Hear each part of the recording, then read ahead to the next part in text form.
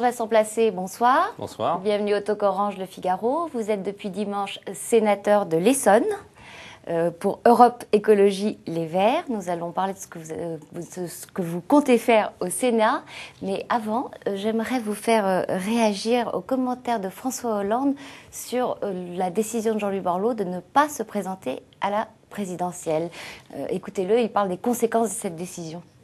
La conséquence, c'est que la candidature unique de la droite est aujourd'hui plutôt en marche. Ce qui doit faire réfléchir la gauche. Il y a une candidature écologiste, je la respecte, il y a une candidature du Front de gauche, elle est connue, et puis il y aura la candidature socialiste, sans oublier sans doute les candidats trotskistes. Mais enfin quand même, il faut que nous prenions en compte que le premier tour est décisif dans une élection présidentielle. Alors, il respecte les candidatures multiples, notamment celle des écologistes, mais on sent bien que si les candidats pouvaient se retirer, ça l'arrangerait.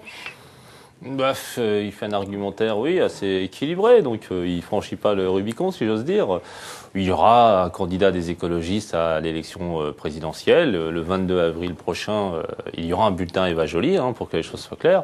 Tout simplement parce que nos idées, elles nous sont très propres et je crois que nous sommes les seuls à les porter tout simplement à cette élection. C'est nous qui faisons le plus la synthèse entre les questions de la protection de la planète, des questions de création d'emplois écolos, les questions de solidarité et de justice et de démocratie. Donc on a cette prétention-là de penser que nos idées sont un peu plus utiles pour la population que celles des autres. C'est pour ça que nous sommes candidats.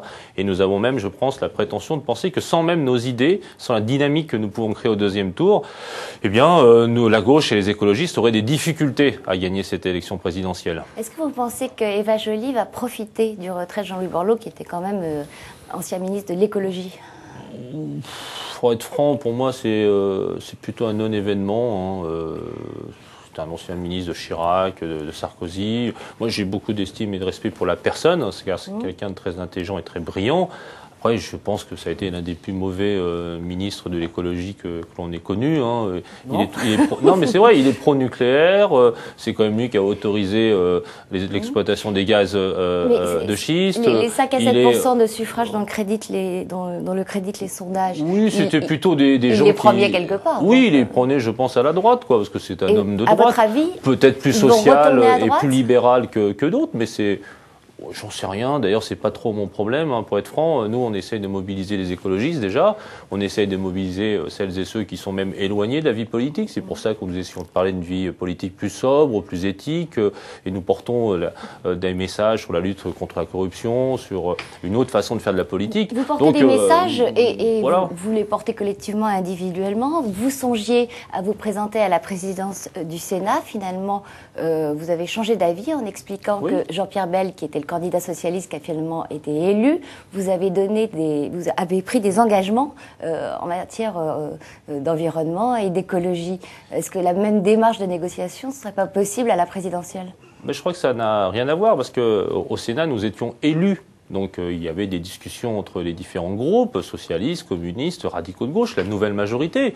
Et moi, c'est vrai, j'ai été élu pour parler plus d'écologie et en faire, et pour, comme je viens de vous dire, essayer, et c'est pas facile, de rénover démocratiquement la vie politique française. C'est pas un mince enjeu d'ailleurs, et particulièrement le Sénat où je suis élu depuis maintenant une semaine. Et la maison est accueillante, mais elle est très difficile à bouger. Et j'ai senti que, y compris chez nos amis socialistes et communistes, des bonnes habitudes s'étaient créées. Donc, moi, j'ai souhaité que déjà on densifie, on revivifie le débat démocratique au Sénat, y compris par rapport à l'opposition. J'ai par exemple proposé que, comme à l'Assemblée nationale ou comme dans les collectivités où la gauche et les écologistes nous sommes majoritaires, la présidence de la commission des finances puisse être confiée à la droite. J'ai noté en arrivant avec stupeur, je l'avais dit déjà pendant ma campagne sénatoriale, que nous sommes une des très rares assemblées du monde à ne pas avoir de commission écologie. C'est pas d'ailleurs pour le poste, parce que justement, moi j'ai proposé à Jean-Pierre Bel qu'on confie la responsabilité, y compris un socialiste, parce que nous essayons d'intéresser tout le monde à l'écologie, y compris les socialistes. Il va y en avoir une dédiée au développement durable. Et vous parlez justement, de cette proposition d'offrir la présidence de la commission des finances à quelqu'un de l'opposition sénatoriale, donc de droite. François Rebsamen, qui vient d'être élu président du groupe PS au Sénat, est d'accord dans le cadre d'un accord de gouvernance globale. Donc, sur ce terrain-là, vous avez fait des adeptes. Et il a expliqué tout à l'heure qu'il allait proposer 4 présidences de commission aux 3 alliés du PS, c'est-à-dire les écologistes que vous représentez ici, les communistes et les radicaux de gauche. Ces 4 présidences étant celles de la commission culture, des affaires sociales, de la défense et du développement durable. Alors, est-ce que la proposition est acceptable et quelle est la présidence qui vous intéresse ou quelles sont-elles si vous considérez que vous avez droit à deux présidences? Non, mais on n'est pas tellement dans les questions du nombre des présidences. Je crois que ce qui compte, c'est la visibilité de l'ensemble de la gauche, aujourd'hui au pouvoir, au Palais du Luxembourg.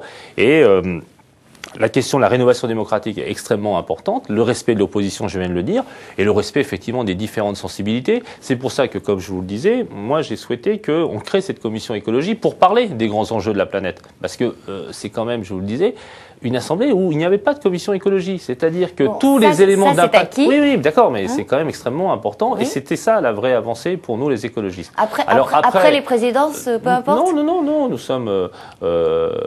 sommes capables, y compris d'exercer le pouvoir, n'est-ce pas? Et c'est ça le sens aujourd'hui du message des écologistes, tout à la fois très radical sur le fond, tout à la fois avec des fortes propositions de politique publique, et tout à la fois tout à assumer les responsabilités. Et moi j'ai plaisir à dire que dans les discussions que nous avons eues, nous aurons Marie-Christine Blandin, l'ancienne présidente de la région Nord-Pas-de-Calais, une des figures de l'écologie politique, qui sera jeudi, il faut voter bien sûr, mais nous avons, je crois, la majorité, qui sera la présidente de la commission des affaires culturelles. Parce que nous voulons aussi montrer comme ça, que les écologistes ne seront pas confinés à la niche verte. L'écologie partout, et l'écologie est aussi dans les affaires culturelles. Cette commission s'occupe aussi de l'enseignement supérieur et de la recherche, des nouvelles technologies, et ça me fait très très plaisir que dans le gouvernement du Sénat puisse siéger Marie-Christine Blandin. Et ce sera la seule présidence que vous briguerez? Les discussions continuent, mais voilà. A priori, ça irait. Mais on n'est pas, nous, on n'a pas voulu donner l'image, et je crois que c'est ce à quoi nous avons réussi, d'image de gens qui se disent, voilà, il y a plein de choses à partager, on veut ci, ça et ça. Voilà, c'était les objectifs politiques. Les principes, je vous le dis, le respect de l'opposition, la rénovation démocratique, l'écologie, et puis le fait, et bien évidemment, que les écologistes exercent des responsabilités sur des sujets où ils sont particulièrement compétents, ce qui est le cas de Marie-Christine Blandin pour les affaires culturelles. Mais néanmoins, les chiffres ont un sens, et notamment le seuil à partir duquel il est possible de former un groupe indépendant. Au Sénat, il est de 15 sénateurs. Est-ce que vous avez obtenu de Jean-Pierre Bel, le nouveau président socialiste du Sénat, d'abaisser ce seuil à 10? Oui, il sera abaissé, oui. Est-ce que vous serez candidat à la présidence du groupe? J'ai été désigné, élu d'ailleurs à l'unanimité par mes camarades pour le présider en temps voulu, mais il faut faire le changement du règlement intérieur et nous le ferons dans les délais qui conviennent, avec d'ailleurs le souci de discuter avec l'opposition.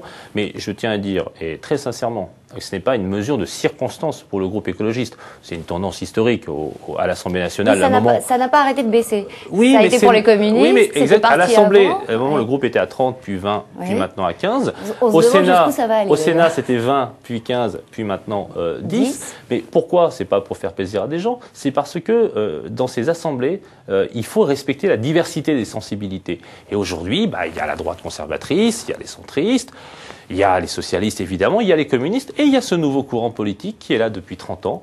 C'est nous, les écologistes, et c'est bien naturel que nous puissions parler haut et fort, comme on dit, au Sénat. Vous êtes sénateur, mais vous êtes toujours vice-président de la région Île-de-France chargé des transports. Et comme vous êtes écologiste, vous êtes contre le cumul des mandats. Et vous avez promis que vous allez vous démettre progressivement. Alors, je ne sais pas ce que c'est que se démettre progressivement, vous allez nous l'expliquer, de vos fonctions à la région en fixant l'échéance à décembre. Il se trouve Parce qu'il y a le vote du budget, c'est pour ça. Le vote du budget. Mais que je prépare depuis 3 mois. Il se trouve que la session parlementaire va s'arrêter en février pour cause de présidentielle. Est-ce qu'il n'y a pas une légère hypocrisie à mettre fin à vos fonctions régionales au moment où le Sénat s'arrêtera lui aussi? Madame Weintraub, ça dure 6 ans le mandat sénatorial déjà. Et par ailleurs, et c'est vrai, mais c'est ce qu'on appelle le tuilage, qui est autorisé par les règles des Verts. C'est-à-dire qu'on finit ses fonctions moi, je m'adapte, précédentes. Et moi, je suis quelqu'un tout à la fois, je crois, maintenant connu pour la parole donnée, et puis pour le respect des règles, et puis des principes. Moi, je suis attaché au non-cumul des mandats, comme la patronne des Verts, Cécile Duflot. Figaro, on fait ce qu'on dit. Moi, je vais démissionner. Alors, c'est vrai que là, la circonstance est particulière parce que le vote du budget a lieu en décembre. C'est un budget d'1,5 milliard d'euros. J'ai mis des grandes orientations en route, aussi bien sur le plan de mobilisation des transports que sur la politique du fret, du vélo, de la question de l'accessibilité au transport collectif.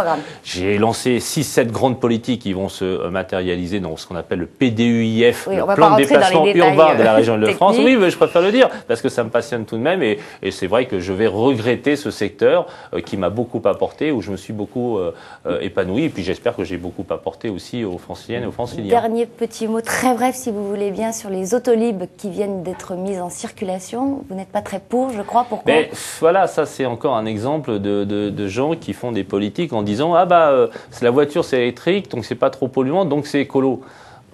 C'est vraiment... Les gens en question, ce sont les socialistes, et notamment Bertrand Delanoë, le maire de Paris. C'est vous qui le dites. Pour être tout à fait précis.